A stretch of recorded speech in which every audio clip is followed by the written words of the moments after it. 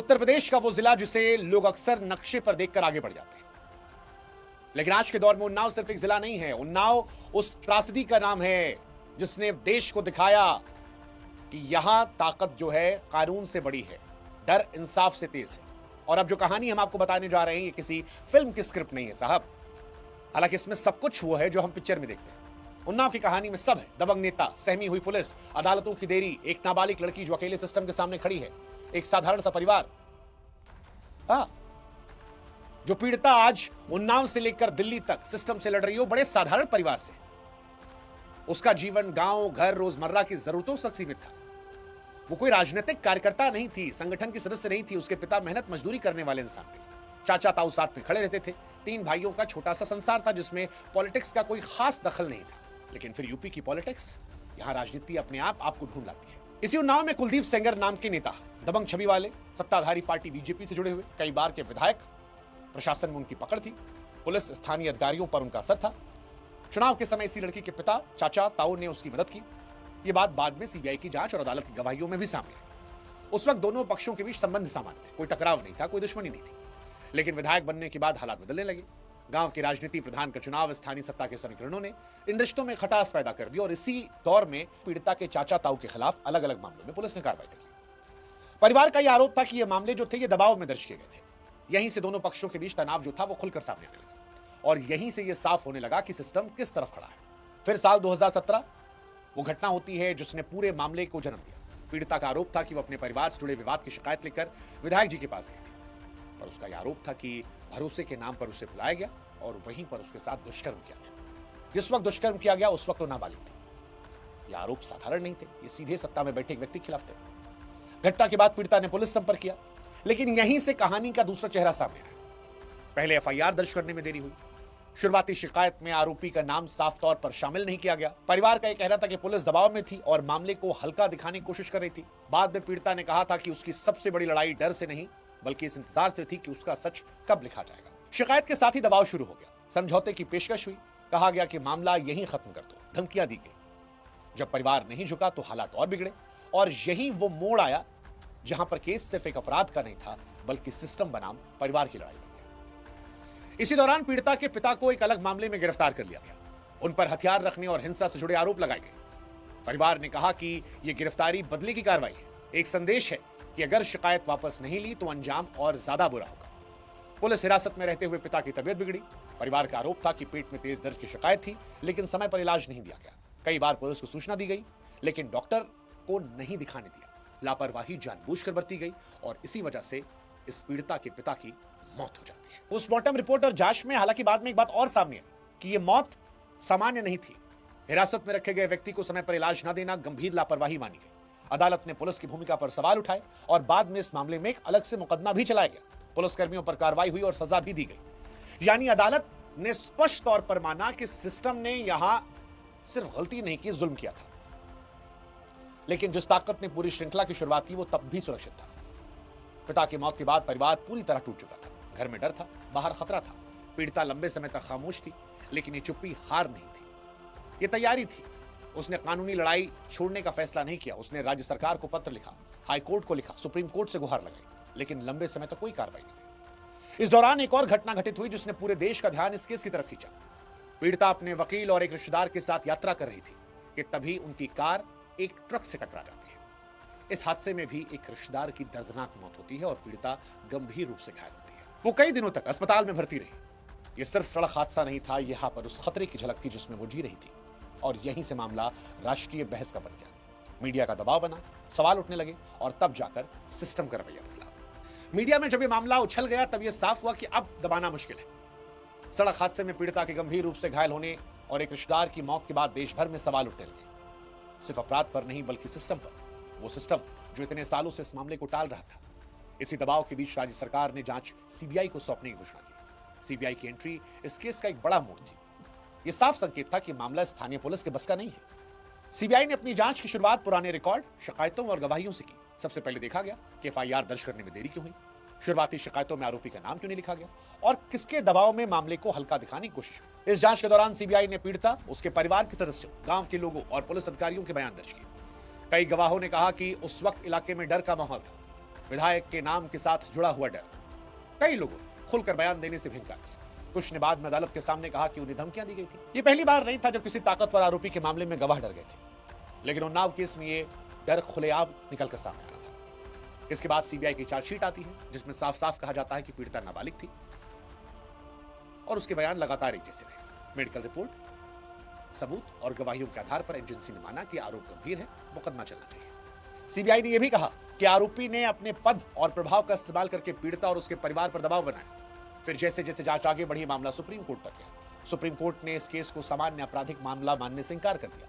अदालत ने कहा कि जब आरोपी एक प्रभावशाली जनप्रतिनिधि हो और पीड़िता की सुरक्षा पर सवाल हो तो निष्पक्ष सुनवाई करना जरूरी हो जाता है। इसी आधार पर सुप्रीम कोर्ट ने केस को उत्तर प्रदेश से बाहर ट्रांसफर करने का आदेश दिया। उस वक्त ये फैसला असाधारण था। बहुत कम मामले ऐसे होते हैं जहां सुप्रीम कोर्ट किसी राज्य से ट्रायल बाहर भेजता है, लेकिन उन्नाव केस में अदालत ने माना कि स्थानीय हालात निष्पक्ष सुनवाई के अनुकूल नहीं है। इसके बाद केस दिल्ली की अदालत में चला। यह सिर्फ ट्रांसफर नहीं होता, सुप्रीम कोर्ट ने सुनवाई की निगरानी भी अपने हाथ में रखी। यह अपने आप में बताने के लिए काफी है कि यह मामला कितना ज्यादा संवेदनशील था।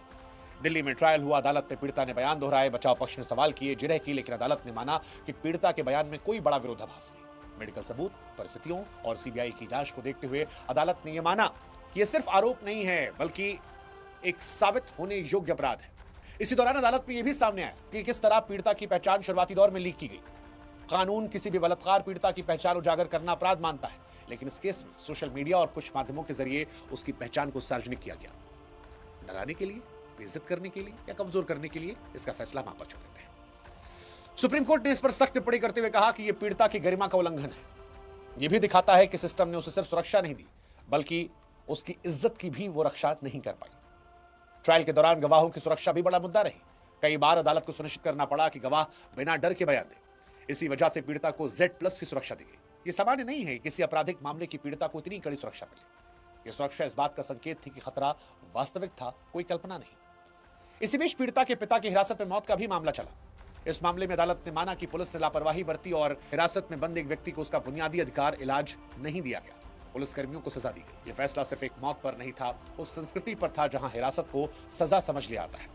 और ये सभी वो मामले थे जिसने उन्नाव केस को एक साधारण बलात्कार केस से कहीं आगे का बना दिया। यह अब कानून, पुलिस, राजनीति और न्याय व्यवस्था के टकराव का मामला बन चुका था। सुप्रीम कोर्ट की टिप्पणियां, सीबीआई की जांच और दिल्ली में चल रहा ट्रायल, ये सब मिलकर दिखा रहे थे कि सिस्टम की हर परत पर सवाल खड़े हो गए। इसी माहौल के बीच दिसंबर 2019 आया। महीनों की सुनवाई, गवाहों और बहसों के बाद दिल्ली की विशेष अदालत ने अपना फैसला सुनाया। और फैसला था कि कुलदीप सेंगर ने नाबालिग लड़की के साथ दुष्कर्म किया था। इस मामले में वो दोषी ठहराया गया और उम्र कैद की सजा सुनाई गई। अदालत ने अपने फैसले में साफ कहा कि आरोपी एक जनप्रतिनिधि था और उसने अपने पद और ताकत का गलत इस्तेमाल किया। ये सिर्फ एक अपराध नहीं, ये जनता के भरोसे के साथ किया गया विश्वासघात था। फैसले के दिन अदालत कक्ष में सन्नाटा था। पीड़िता के लिए राहत का पल था, लेकिन पूरी तरह सुकून नहीं। 7 साल की लड़ाई के बाद एक फैसला आया। हालांकि नुकसान की भरपाई का कोई फैसला नहीं हो सकता था। पिता जा चुका था, परिवार बिखर चुका था, लड़की की जिंदगी हमेशा के लिए बदल गई थी। उस वक्त लगा कि शायद इस बार सिस्टम रुका है, शायद इस बार ताकत के आगे कानून झुका नहीं है। लेकिन उन्नाव केस की कहानी अभी भी खत्म नहीं हुई, क्योंकि फैसले के बाद भी लड़ाई बाकी थी और अगला अध्याय अदालतों के बाहर नहीं बल्कि उन्हीं के भीतर लिखा जाना था। दिसंबर 2019 का फैसला उन्नाव केस का एक अहम पड़ाव था। लेकिन भारत की न्याय प्रक्रिया यहां खत्म थोड़ी जाती है। भारत में सजा के बाद भी एक लंबा रास्ता बचा रहता है, अपीलों का, अर्जियों का, तारीखों का। कुलदीप सेंगर ने उसी रास्ते को चुना। उसने हाईकोर्ट में अपील दाखिल की, कानूनी दलीलें दी। कहा गया कि ट्रायल में त्रुटियां हैं, कहा गया सजा ज्यादा सख्त है, कहा गया कि अपील पर फैसला आने में समय लगेगा। और यहीं से कहानी दूसरी शुरू होती है, जो कागजों में तो कानूनी लगती है लेकिन जमीन पर इंसाफ को टाल देती है। अपील लंबित रहने के दौरान आरोपी जेल रहा। साल बीते, पीड़िता अपनी जिंदगी सुरक्षा के घेरे में जीती रही, अपने घर, अपने गांव, अपने जिले से दूर रही। उसका नाम, उसका पहचान, सब कुछ केस फाइल में तब्दील हो गया था। लेकिन फिर 2025 में दिल्ली हाईकोर्ट ने एक अहम आदेश दिया। अदालत ने कहते हुए कुलदीप सेंगर की सजा को निलंबित कर दिया कि अपील लंबित है और आरोपी लंबे समय से जेल में। इस आधार पर उसे जमानत दे दी गई। अब कहने को यह फैसला तकनीकी तौर पर कानून के दायरे में था, लेकिन इसका असर सिर्फ कागजों तक सीमित नहीं था। इस फैसले में अदालत ने यह नहीं पूछा कि पीड़िता इन सालों में किस हाल में जी रही, यह नहीं पूछा कि उसकी सुरक्षा, उसका डर, उसका मानसिक बोझ कितना भारी है। यहां देरी को आरोपी के पक्ष में गिना गया और वो देरी पीड़िता के लिए सजा बन गई। यहीं से उन्नाव केस फिर चर्चा में आया। सवाल उठे कि क्या उम्र कैद की सजा पाने वाला दोषी सिर्फ इसलिए बाहर आ सकता है क्योंकि अपील पर फैसला देर से हुआ? क्या न्याय में देरी का फायदा हमेशा ताकतवर को मिलता है? और क्या पीड़िता की जिंदगी का हिसाब इस प्रक्रिया में कहीं दर्ज होता है? सीबीआई ने इस जमानत आदेश को सुप्रीम कोर्ट में चुनौती दी। एजेंसी का कहना था कि अपराध की गंभीरता, पीड़िता की मामले की स्थिति और मामले की पृष्ठभूमि को देखते हुए जमानत नहीं होनी चाहिए। मामला फिर सुप्रीम कोर्ट पहुंचा। यानी जिस अदालत को कभी इस केस में हस्तक्षेप करना पड़ा था, वही अदालत अब फिर से इस कहानी का फैसला करने वाली थी। लेकिन सुप्रीम कोर्ट की सुनवाई आदेशों के बीच का समय वही समय जिसमें पीड़िता फिर अकेली थी। दिसंबर 2025 फिर आया, ठंड दिल्ली की सड़कों पर, और इस बार फिर वही सवाल ये लड़की जहां से हमने शुरू किया था कि क्या देश में इंसाफ आम इंसान को मिलता है? क्योंकि इसी सवाल का जवाब लेने वो इंडिया गेट पहुंची थी, बिना शोर शराबे, बिना नारेबाजी, बिना तख्ती के। वो सिर्फ ये पूछना थी कि क्या ऐसे गंभीर मामलों में जमानत मिल सकती है? और फिर वही हुआ जिसके से बार बार होता है। पुलिस पहुंची, सुरक्षा का हवाला दिया गया, लड़की को हटा दिया गया। जब लड़की को हटाया गया तो ये दृश्य सिर्फ कार्रवाई नहीं थी, ये उस लड़ाई की तस्वीर थी, आईना था, जिसमें एक तरफ कागजों में लिखे कानून थे, एक तरफ जिंदगी। अदालतों के भीतर फैसले होते रहे, लेकिन अदालतों के बाहर यह साफ दिख रहा था कि ताकत और डर अभी भी बराबरी पर नहीं है। आप जानते हैं इस पूरे मामले में सबसे डरावनी चीज क्या है? शोर नहीं है, सबसे डरावनी चीज खामोशी है। जमानत के बाद कोई बड़ा राजनीतिक बयान नहीं आया। जो आए वो कुलदीप सेंगर के समर्थन में थे। किसी ने जिम्मेदारी नहीं ली। वही चुप्पी जो इस केस की शुरुआत के साथ चली थी, वही रही। और जब सिस्टम चुप होता है तो किसी एक व्यक्ति को नहीं बल्कि पूरी ताकत को बचा रहा होता है। आज ये मामला फिर सुप्रीम कोर्ट के सामने है, कानूनी लड़ाई जारी है, फैसले आने बाकी हैं। लेकिन इन सालों में जो नुकसान हुआ उसकी भरपाई किसी आदेश से नहीं हो सकती। ये समझना होगा कि एक पिता वापस नहीं आएगा, एक रिश्तेदार की मौत का जवाब नहीं मिलेगा, एक लड़की की जिंदगी बलात्कार के बाद पहले जैसे कभी नहीं हुई। और इसलिए ये कहानी उन्नाव की होकर भी सिर्फ उन्नाव की नहीं है। ये कहानी उस देश की है जहां कभी कभी अपराध से ज्यादा अहम आरोपी की पहचान हो जाती है। कानून किताब में तो बराबर होता है, लेकिन जमीन पर उसका वजन अलग अलग लोगों पर अलग अलग पड़ता है। सच कहें तो ये केस अदालत में नहीं, हैसियत में रहा गया। और इसीलिए जब लोग इंडिया गेट की उस तस्वीर को देखते हैं तो सवाल सिर्फ एक लड़की का नहीं, सवाल पूरे सिस्टम का होता है कि क्या इस देश में फैसले इंसाफ से तय होते हैं या उस रास्ते से जिस पर वो चल कर आते हैं। ये कहानी तभी खत्म होगी जब कानून और ताकत के बीच की दूरी खत्म होगी। और फिलहाल यही इस देश की सबसे दुर्भाग्यपूर्ण सच्चाई है। अफसोस है, सच है, सच है। फैसला, कानून, लड़ाई, केस, ये सारी कहानी जो है ये पद और कद देखकर होती है। वरना बुलडोजर चल सकते थे, गाड़ी पलट सकती थी, हिसाब हो सकता था। लेकिन एक साधारण लड़की जब सिस्टम से लड़ रही है तो ये सब नहीं होता, सिर्फ इंसान होता। उम्मीद करते हैं कि आप भी खामोश नहीं होंगे, आवाज उठाएंगे, क्योंकि अगर आज आप खामोश रहेंगे तो कल आपके साथ जब होगा तब भी ये खामोशी रहेगी और उस दिन आपको इस डर का एहसास होगा। आइए एक साथ मिलकर आवाज उठाएं ताकि सही मायनों में साफ होता है। जय हिंद, जय भारत।